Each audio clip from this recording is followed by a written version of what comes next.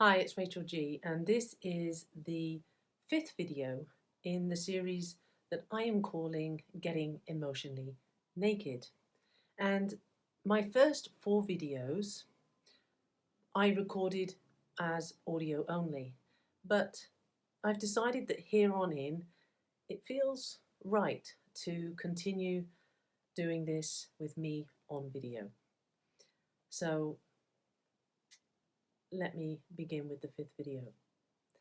So to bring myself out of victim mentality, I needed to learn how to live with my imperfections, to know and to love both my, let's call them diamonds and warts, so that I could truly be free to live a more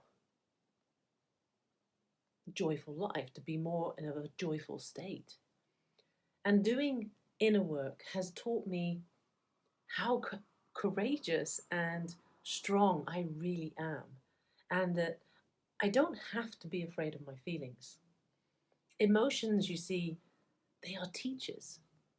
They teach us to connect and to listen to our body, to our heart, not just our mind. And they teach us to become wiser in what we are feeling and why we are feeling it. My inner critic, that invisible green gremlin that I talked about in my other videos, that was sitting always on my shoulder, well, it was a big contributing factor in why, let's say, I found it actually difficult to accept myself. This critical inner voice would continuously focus on telling me what I should be doing or how I should be, and it made that really difficult for me to accept then all parts of myself, like my gifts and my challenges, my rough and my smooth edges, my strengths and my weaknesses, my beautiful and my unattractive bits, along with any of my successes and failures. When you or I choose to focus purely on our strengths,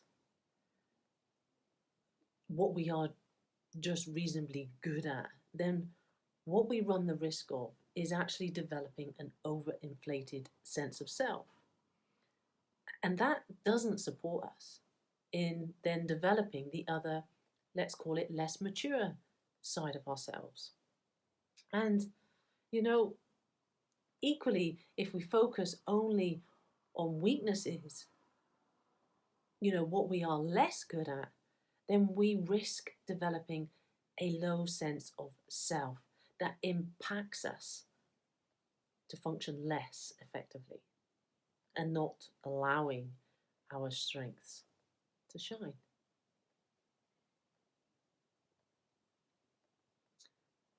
I was giving myself permission. I was giving myself permission to accept all of myself. And believe you me, as uncomfortable and as awkward as it felt, I wanted to believe I am a whole person, body, mind, soul, and spirit, who is worthy of unconditional love and acceptance, just as you are, my friend, listening.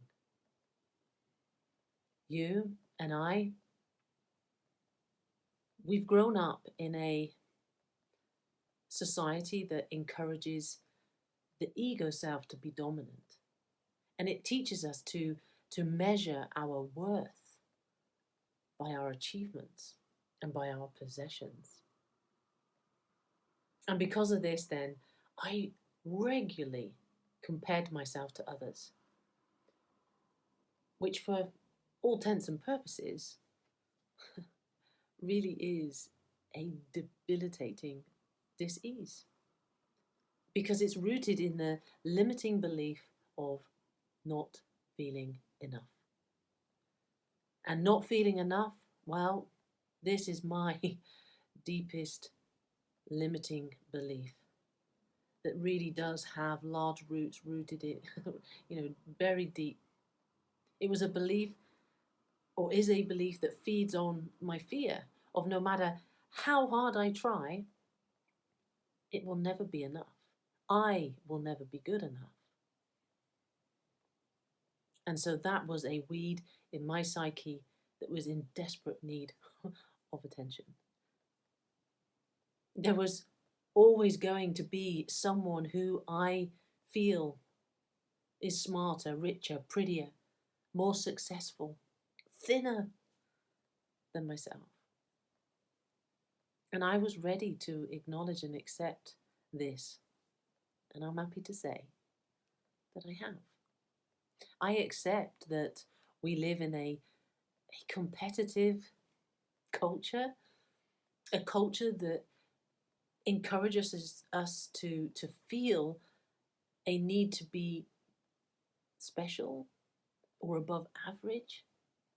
You see, to refer to myself as average, be that how I look, how I perform at work, or how I would play a sport, it always carried this negative connotation.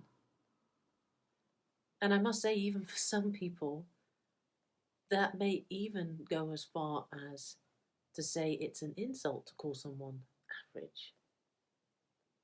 This is the reality of today. But it's a reality that I no longer want to get caught up in. I don't buy it anymore, that belief. I decided to step off the emotional roller coaster ride in which my sense of self just gets tossed around from side to side, up and down, depending on whether I am judged as someone who is succeeding or someone who is failing, be that either by myself or someone else. Transitioning from always having a very unsupportive inner self-talk to a supportive inner self-talk, well, that felt like a huge gap for me to close, and completely unreachable, if I'm honest. But to my rescue, and to my surprise, was when I started tapping into my compassion. And very quickly, the compassion I found for myself came pouring out, like I had just turned the tap of self-compassion full on. This was a part of myself that really wanted to be kind and non-judgmental towards me. Even when things in my life, they were not so fine and dandy, or even when I noticed something about myself that I didn't like. It helped me not let that mean, harsh, critical inner gremlin continuously take center stage, but instead to recognize that I could always choose, that I had a choice to invite self-compassion in and to take center stage if it wanted.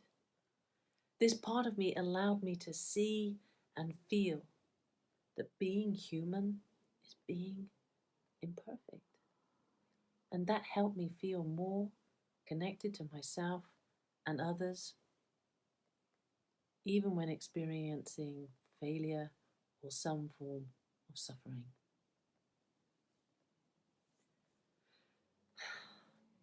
I opened myself to accept what is in the here and now, and to stop living so much in the past or in a future that hasn't happened. If this is the first of any of the videos from my Getting Emotionally Naked series, then I'd love you to just take a look at the others and have a listen, because that will give you a better understanding about my journey, which is a love journey. It's about moving from self-rejection to self-acceptance. So please like this video, and if you aren't already, then I'd love for you to subscribe so that you can keep up to date with more of the videos as and when I release them. Thank you for listening, and please remember to like, because it helps with the algorithm in YouTube to get my account more out there in the public. Thank you. Bye.